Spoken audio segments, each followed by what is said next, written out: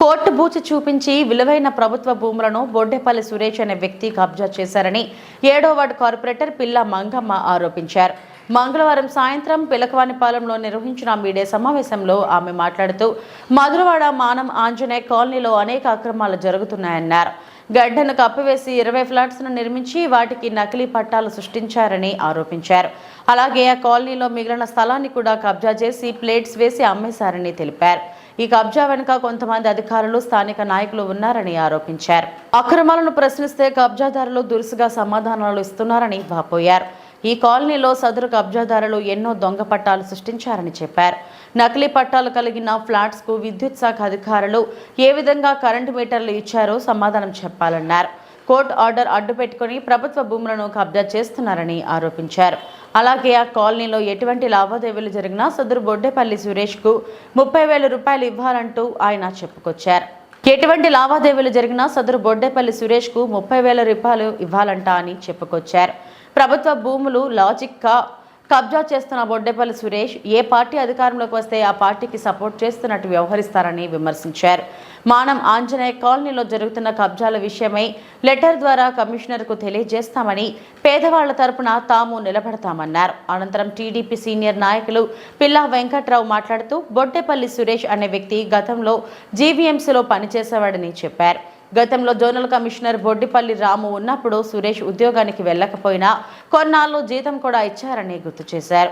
Suresh court బూచి చూపించి ప్రభుత్వ భూములను కబ్జా చేసి విద్యుత్ శాఖ అధికారులను మేనేజ్ చేసి మానవ ఆంజనేయ కాలనీలో నిర్మించిన ఫ్లాట్స్ కు కరెంటు మీటర్లు వేయించినట్టు ఆరోపించారు. కబ్జాలను ప్రశ్నిస్తే మొన్నటి వరకు తన వెంట తమ్మినేని సీతారాం ఉన్నారని, ఇప్పుడు కోన రవి వెనుక ఉన్నట్టు అందరినీ నమ్మించి కబ్జాల పర్వం కొనసాగిస్తున్నాడని ఆరోపించారు. కోర్టు ఆర్డర్లు ఉన్నాయని చెబుతూనే తాజాగా తన వెంట ఎమ్మెల్యే ఉన్నారని చెప్తూ కబ్జా వ్యవహారాలు సాగిస్తున్నాడని విమర్శించారు. మానం ఆంజనేయ కాలనీలో బొడ్డేపల్లి సురేష్ చేస్తున్న కబ్జాలు అక్రమాలపై అధికారుల దృష్టికి తీసుకువెళ్లి పేదలకు అండగా నిలబడతామన్నారు. ఇవి అమ్మడం జరిగింది. ఇది అందరి దృష్టికి తీసుకురావాలని, ప్రెస్కి ఇది చెప్పాలని, ముఖ్యంగా మేము ఇలాంటివి ఎన్నో దందాలు జరుగుతున్నాయి అక్కడ, అవన్నీ జరుగుతున్నాయి కాబట్టి అవి ఇంకా పెట్టలేకపోతున్నాయి, ఆగడం లేదు. ఇతను ఏంటంటే ఏ ప్రభుత్వం ఉంటే ఆ ప్రభుత్వానికే కొమ్ము కాస్తాడు. ఇతను ఎవరుంటే వాళ్ళకే. ఇలాంటి వ్యక్తి ఇలాంటి దందాలు చేయడం సహజం కాదు. ఏమనంటే పెద్దవాళ్ళు పేర్లు చెప్పుకోవడం, ఈ దందాలు చేయడం, అందరికి కూడా మోసం చేయడం, అందరికీ ఎదురు తిరిగి ఎవరైనా ప్రశ్నిస్తే వాళ్ళకి ఎంతో కొంత ఇచ్చి వాళ్ళ నోరు మూపించడం కూడా జరుగుతుంది. ఇది మీ అందరి దృష్టిలో పెట్టాం కాబట్టి మీరందరూ కూడా ఇల్లు స్థలాలు, సొంత ఇల్లు వాళ్ళకి అన్యాయం జరగకుండా న్యాయం జరుగుతుందని కోరుకుంటున్నాను. మరి ఎంత మొట్ట చెప్పారు ఎలక్ట్రికల్ డిఈ గారు, మన మధురవాడ ఎలక్ట్రికల్ డిఈ గారు. నేను చెప్పాను ఏంటి అది డిస్ప్యూట్లో ఉంది, అవి దొంగ పట్టాలు సృష్టించాడు, ఫేక్ పట్టాలండి అని చెప్పేసి నేను చెప్పాను. చెప్తే ఆయన వినిపించుకోలేదు. ఏఈకి ఇచ్చాను నేను, ఇవ్వద్దండి అని చెప్పేసి. ఏఈని నేను చెప్తున్నాను పై ఆఫీసర్గా, నువ్వు ఇస్తావు ఇవ్వ అని చెప్పేసి డిఈ గసిరి ఏఈ కింద మీటర్లు కూడా ఇప్పించాడు ఆయన. ఇలాగ ఈ రకంగా అరాచకాలు జరుగుతున్నాయి. ప్రతి వాళ్ళకు కూడా ఎవరు అడిగితే వాళ్ళకి ఏదో రకంగా వాళ్ళకి ఏదో ముట్ట చెప్పడం, మరి అది చేసేయడం, ఎవరు అధికారంలో ఉంటే వాళ్ళ వెనకాల తిరగడం, వాళ్ళ కొమ్ము కాయడం. ఇందులో కూడా కొంతమందికి ఒక అస్సాంకి ముందు 3 పట్టాలు ఉన్నాయి, అవి మీకు కూడా తెలుసు. ఆల్రెడీగా మరి 15 రోజులు 20 రోజుల క్రితం 25 లక్షల రూపాయలకి ఆల్రెడీగా ఆ పట్టా అమ్మాడు. ఆ అమ్మి ముట్ట చెప్పాడు. ఇప్పుడు ఏంటంటే నాకు ధైర్యము, నా వెనకాల గంటా గారు ఉన్నారు, నాపోతే ఎమ్మెల్యే గారు ఉన్నారు, నాపోతే తెలుగుదేశం కోన రవికుమార్ గారు ఉన్నారు అని చెప్పేసి చెప్పుకొని తిరుగుతున్నాడంట. అదేంటండి అది ఆలోచించవలసిన పని లేదు. ప్రజల కోసం నేనైతే నాకు కావాలని అడగలేదు. నిజంగా లేనంటి వాళ్ళకి నువ్వు డబ్బులు తీసుకోకుండా, లేనంటి వాళ్ళకి నువ్వు అందరినీ కలుపుకొని కూర్చొని ఇవ్వనండి ఇందులో స్థలం ఉంది, ఈ రకంగా లేనంటి వాళ్ళకి ఏదో చేద్దాం, ఇప్పుడు 60 గజాలు బదులు 40 గజాలు ఇద్దాం, 20 మందికి కాదు 30 మందికి ఇద్దామని చెప్పేసి చేయలేపావా? నీకు మంచి పేరు ఉంది కదా.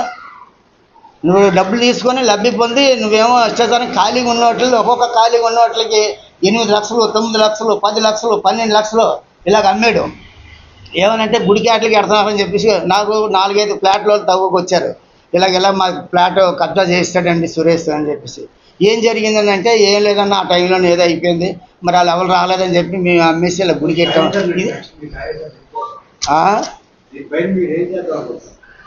మేము ఇక్కడతో ఆగే పని లేదు. ఇప్పుడు ఎలక్ట్రికల్ మీటర్లు క్యాన్సిల్ చేస్తారు చేయరంటే నేను నోటీసులు పంపించి మీటర్లు తీస్తానని చెప్పి డిఏ చెప్పాడు. ఇంతవరకు కూడా వారం రోజులు అయింది, దానికి సమాధానం లేదు. ఇక్కడ మరి జరిగితే జరిగింది, ఇక్కడ న్యాయం జరిగింది, లేకపోతే నేను కోర్టుకి వెళ్దాం అనుకుంటున్నాను.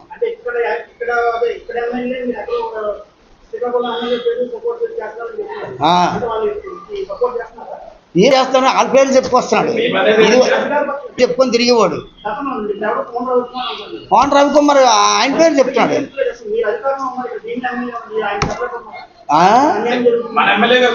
నేను ఎమ్మెల్యే గారికి ఆల్రెడీగా నేను చెప్పడం, నేను గంటా గారికి ఆల్రెడీగా ఎమ్మెల్యే గారికి నేను ఆల్రెడీ చెప్పడం జరిగింది. ఏంటి ఇక్కడ ఇలా జరుగుతుంది, మరి ఏంటండి అని చెప్పి అంటే నేను మాట్లాడతాను లేకంటే పిలిచని చెప్తాను అన్నారు. నేను మాట్లాడతానులే అని చెప్తున్నారు.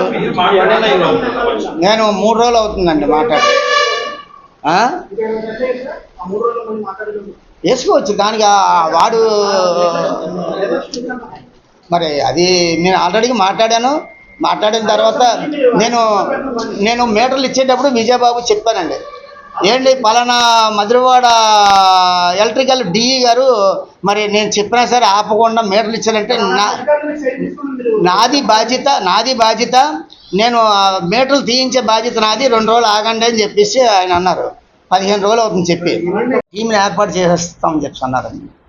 ఆ తర్వాత ఎంఆర్ఓకి మీరు ఆల్రెడీ ఎంఆర్ఓ ఫోన్ చేశారు, ఎంఆర్ఓ ఫోన్ చేస్తే ఎంఆర్ఓ దగ్గరికి మీరు వెళ్ళండి అని చెప్పేసి ఎంఆర్ఓ ఫోన్ చేసి చెప్తే ఎంఆర్ఓ గారిని వెళ్ళి కలిసాము. ఎంఆర్ఓ గారు ఎమ్మడే విఆర్ఓ వాళ్ళు ఆ పరిధిలో ఉన్న విఆర్ఓ వాళ్ళు పిలిచారు. అప్పుడు మీటింగ్ అవుతుంది అనమాట. వీళ్ళందరూ అందుబాటులో ఉన్నారు. వాళ్ళు పిలిచి వాళ్ళకి మేము పంపిస్తానండి, వాళ్ళు వచ్చేటప్పుడు మీకు ఫోన్ చేస్తారు, మీరు అక్కడ జరిగిన విషయం అంతా మీరు తెలియజేయండి అని చెప్పేసి అన్నారు. అంతవరకు జరిగిందనమాట. అదేమి లేదండి. అతను మొన్నటి వరకు కూడా తమ్మినేని సీతారాం వెనకాల కూడా తిరిగాడు. తమ్మినేని సీతారాం వెనకాల తిరిగాడు. ఇప్పుడేమో కోన రవికుమార్ అని చెప్పేసి ఇప్పుడు తిరుగుతున్నాడు. అలాగే ఎవరు అధికారంలో ఉంటే వాళ్ళతో నిలబడి మాట్లాడతారు. ఎవరు అధికారంలో ఉంటే అదే మా పార్టీ అని చెప్పి తిరుగుతున్నాడు. ఇది ఆల్రెడీగా ఇది ఏంటి అని చెప్పేసి నేను అడిగాను.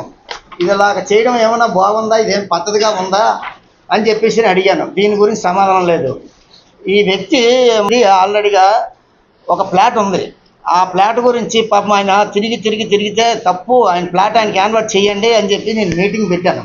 గుడి దగ్గర అందరం రమ్మని చెప్పి మీటింగ్ పెడితే అలాగే చేద్దామని చెప్పేసి అది ఇదని చెప్పేసి అది మావాడిది. ఇది ఎవరో ఇక్కడ పీపీఓ చేసేవాడు, ఆయన పేరేం పేరు తేజ.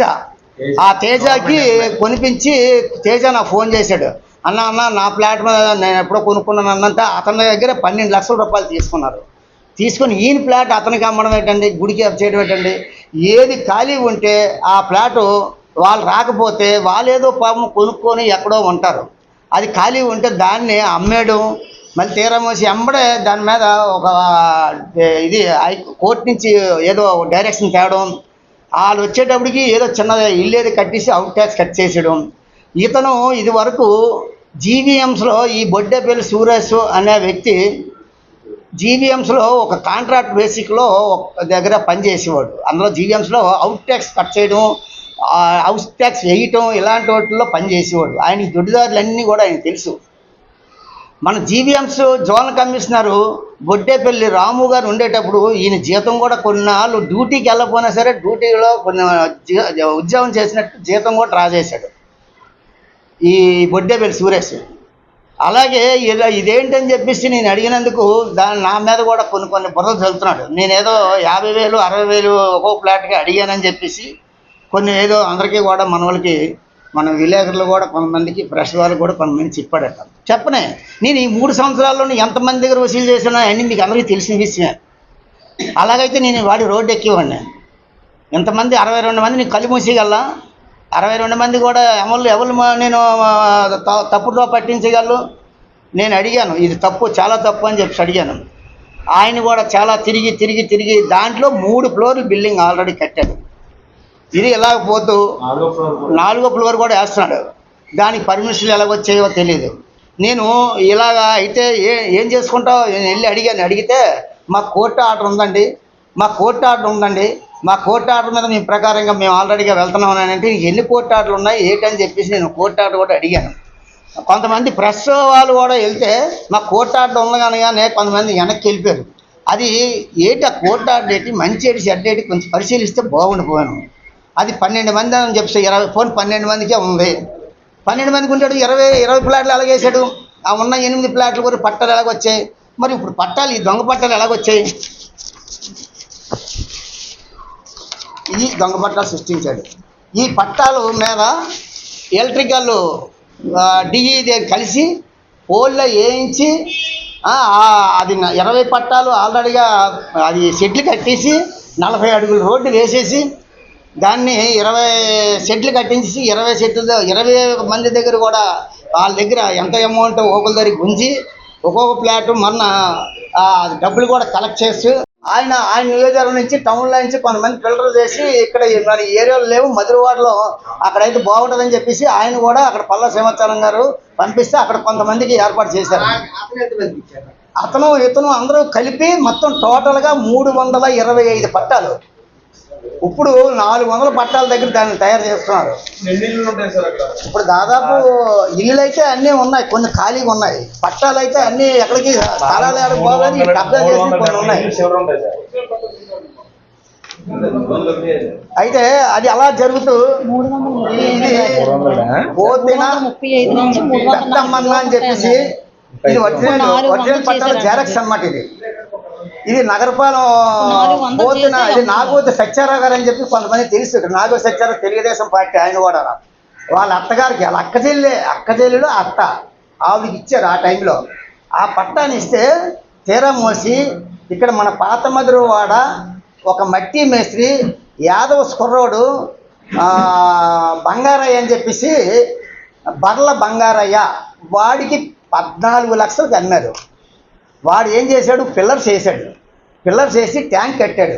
ట్యాంక్ కట్టిన తర్వాత తీరమోసి వీళ్ళు తెలిసింది ఆ అమ్మల పోతున్న అమ్మన్న గారి అబ్బాయి అన్నమాట.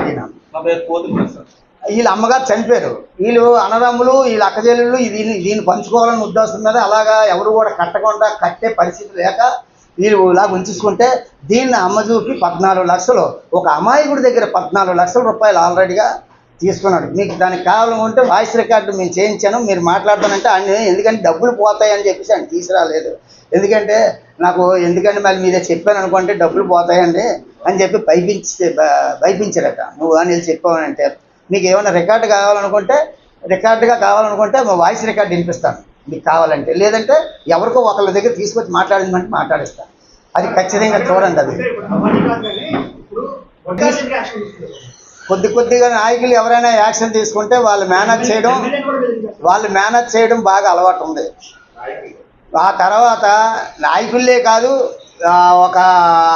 ఇప్పుడు జోన్ల ఆఫీస్లో వాడు ఏది చెప్తే అదే జోన్ల ఆఫీస్లో ఈ ప్రభుత్వం లాంటి ప్రభుత్వం ఇప్పుడు వచ్చిందండి, వారం అవ్వలేదండి ఇంకా ప్రమాణం చేసి ఇంకా అంత సర్దుకుంటారు. ఇంకా కుర్చీలో కూడా కూర్చోలేదు కొంతమంది, అందరూ సర్దుకుంటున్నారు. ఆ తర్వాత ఆ సంగతి ఏం చేయాలని కూడా